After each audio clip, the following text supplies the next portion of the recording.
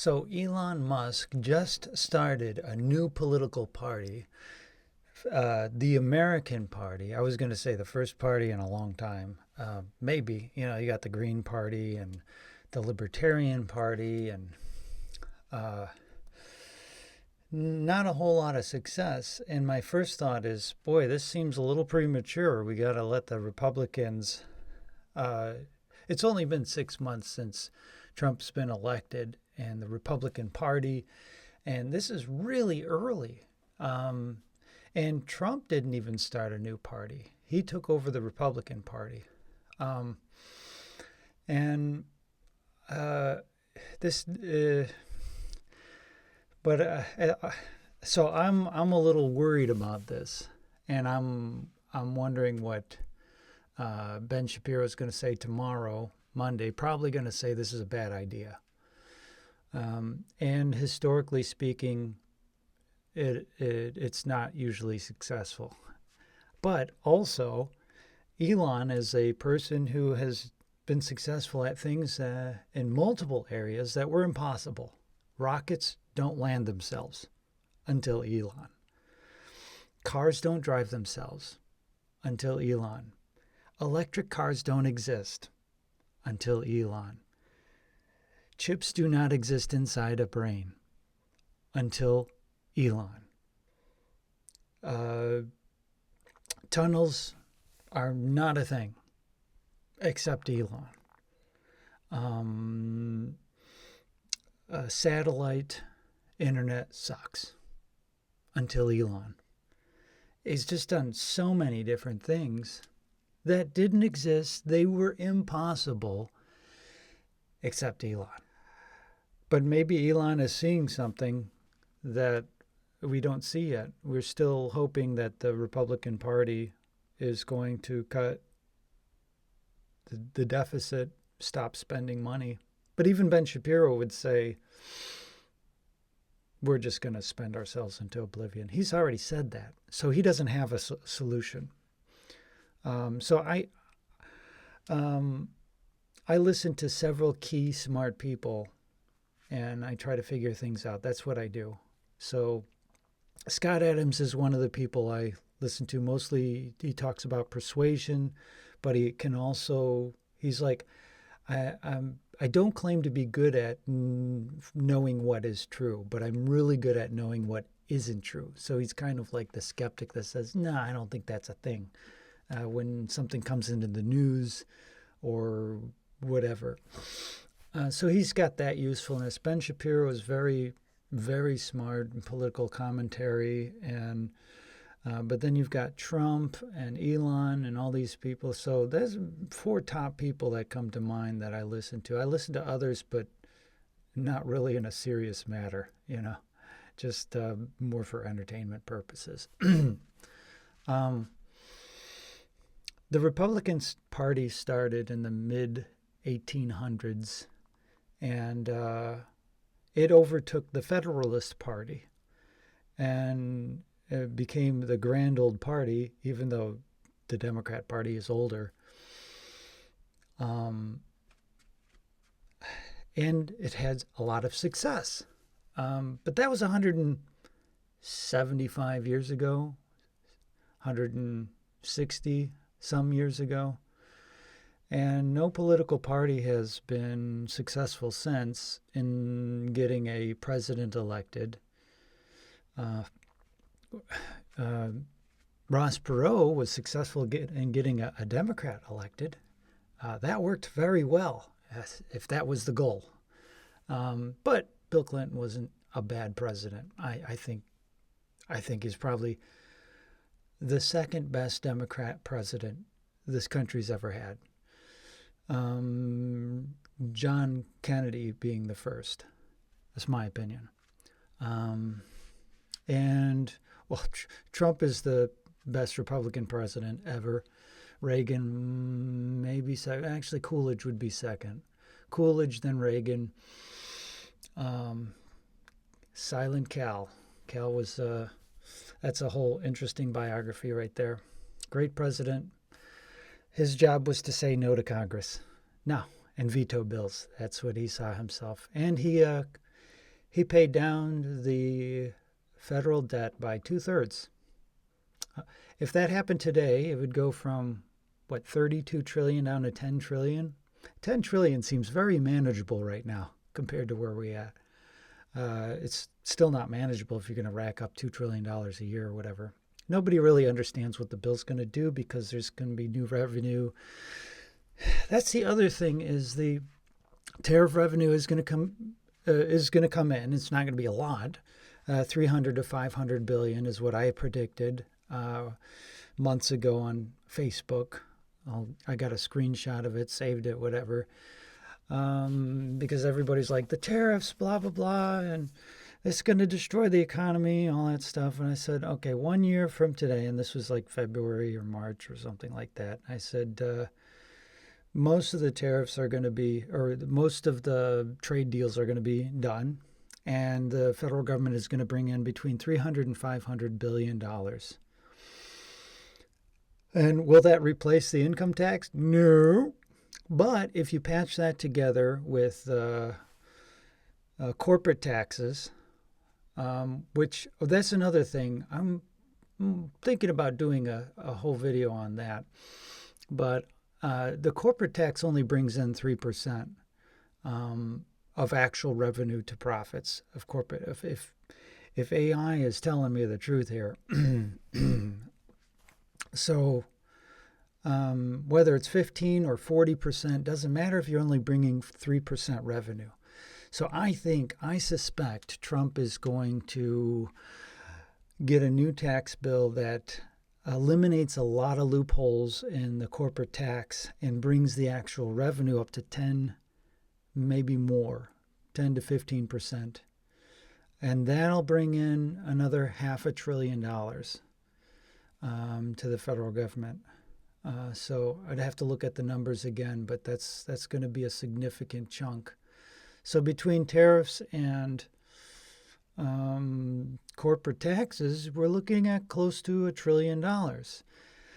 And that's not including the golden tickets. Oh, I've got a golden ticket. What is it? A Charlie Chocolate? The Chocolate Factory. Willy Wonka. There we go. So those are $5 million a piece. You get 100,000 people a year. 5 million. Do the math. It starts adding up after a while. So I'd love to do the math on that. Let's see. I'll do a quick calculation. 5 million. It's a lot of zeros. Times 100,000. Let's see, equals, 500 billion. That would have been easy math, but I'm not even going to try to do this on camera live. Well, no, it's not live, but yeah, there's $500 billion right there with 100,000 people. And they think they could do that year after year. I don't know. I don't know how long that'll last. Probably be a big surge in the short term, and then it'll even off. But that's a significant amount of money. Lots of money. But the truth is the federal government has to spend less. It keeps getting more and more money every single year. Revenue goes up, but what do? They spend even more. It doesn't matter how much money the government brings in, the federal government. They're going to spend more. And each senator wants to bring back more money to their state, and each representative wants to get something for their state because that's what they're there for, is to get money back. Everybody wants to fight over this big pile of money called the U.S. Treasury. And until the incentives are changed, it's just going to be deficit spending. And that is inflationary and debt increasing, inflationary, until the cuts happen. And so that is going to happen. Everybody says that's going to happen, that I listen to. except maybe Trump. Trump believes he can fix it through maybe increase. I think he's just not articulating what he plans to do, because I think he's going to try to do some major fixes. And he's getting really good at this. But Elon is starting a new party. And what that might do is put a check on the Republican Party. Now, Elon doesn't have to, the new political party, the American Party, they're going to have to figure out what their principles are, what they stand for. So Elon's going to define all that. And it's going to really appeal to a lot of Republicans. So this is a big threat to political power in the Republican Party. So what Elon's going to have to do is also take from the Democrat Party. And if he does that, all he needs is like 40% to win the presidency. Only needs 40%. But the presidency is not the way to fix all this. You're going to have a majority in Congress. And with two political parties, the Republicans barely have a majority, very thin margin. They're the only party that even talks about being fiscally conservative. Democrats don't. They just want to take more money from rich people. There's not a lot of rich people. I mean, for the money. The math doesn't work out. We just, they have all this money. Take all the money away. You still don't balance the budget. You take 100%. It's not a sustainable. The math doesn't math. It just doesn't work. You have to cut spending. Bottom line. And the only way to do that is to put in like a constitutional amendment to say the federal government is not allowed to borrow money, which is a risky thing when it comes to national security. So some people would suggest, unless we are eminently at war or being invaded or something like that, and then what do you think the federal government is going to do? Well, they're going to find a way to use emergency powers to borrow money, probably, would be the guess, right? Because that's what politics do. They try to use as much of whatever they can. They stretch their power. Every branch tries to do that, So this seems like it could be a very terrible idea, because the Republican Party is just getting a foothold, just making grounds. But even with that, Ben Shapiro's looking at this saying, this is a great bill. This is a pragmatic bill. I agree with Elon, but we have to pass the bill. So we're kicking the can down the road one more time. And the idea would be it would either be up to Trump in the second half of his term, the last 2 years, to somehow he thinks he's going to balance the budget anyway. Boy, this is something else. I don't know. But it's fun to look at all the parts. So what I want to say is, what is happening right now is the political system, what do you want to call it? The ether, there's a word for it. Zeitgeist. The zeitgeist is one of change or die. And that's what happens. That's what needs to happen. The United States of America has to fundamentally change back to some of the principles that it was founded on. Federalism, limited government, having the states do all of the experiments, and not try to do things at the federal level, even if something's a good idea. And half the states or most of the states do it. It still doesn't necessarily mean that the federal government needs to come in and make the rest of the states do it. That's not democracy. That's the opposite of democracy. That's federalism overriding the democratic process because states haven't decided to do whatever it is, you know. Let's, but that's all the, I don't want to get into all the mechanics of the philosophy of federalism. My main focus here is national debt and the conflict of interest that exists. And until you change the conflict of interest, it's just the Titanic is going to sink because there's going to be a tipping point. And Great Britain was the world reserve currency. Do you know how they lost that status? Debt. Too much debt. And people, because of the World War, actually. And the United States was well positioned to take up the baton, so to speak. And they did. We did. But every 40 or 50 years, our currency has changed, fundamentally changed, from the gold standard to the silver standard, or partial gold to partial, to silver, then to a free-floating currency. And we're long overdue for another monetary change, but that's a topic for a different discussion. But you got to fix the money.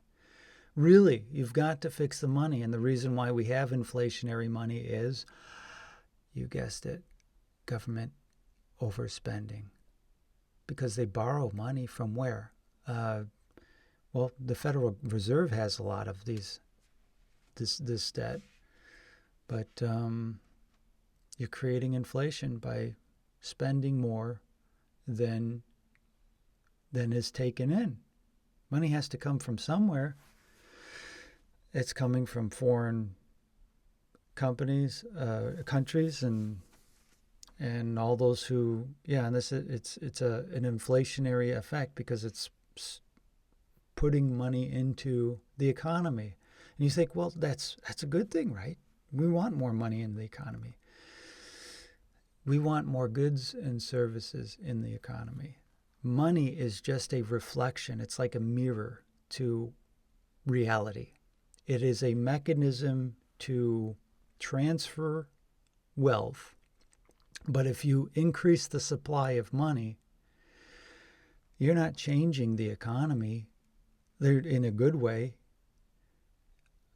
There's an exception to that if you have a problem with it. I can't get into the details because you don't have to understand monetary policy, but nominal divisibility, all that stuff with there was too little money in the system during the right before the Depression in the late 20s.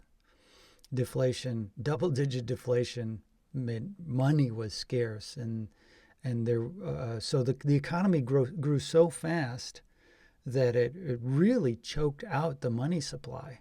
So we never made that mistake again. And it's been inflationary ever since. I think it's an overreaction. I mean, it's worked well since the 90s. Since the 2000s, though, been another thing. And I suspect automation might be part of that problem, but I'm going on rabbit trails here. Sticking to the American Party, never bet against evil. We've got the two people you should never bet against. They are a sure bet, Trump and Elon. And now they're on opposite sides of a proposed solution. But maybe it took a Trump to get to an Elon idea.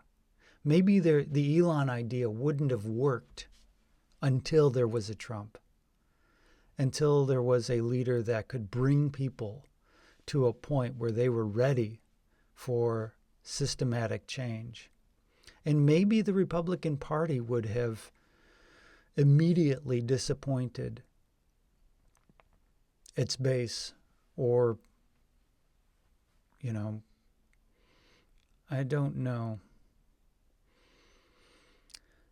What are your thoughts? What do you think? Tell me in the comments below. Obviously, I mean, you could write as much as you want, I think, in there. I don't know what the restrictions are. But, yeah, let me know if you can point me to some ideas within a couple of sentences. I don't care how much you write in there. I'll read it. I'm small enough still I can read your comments. And I think that's all I have for this morning. Thank you for watching.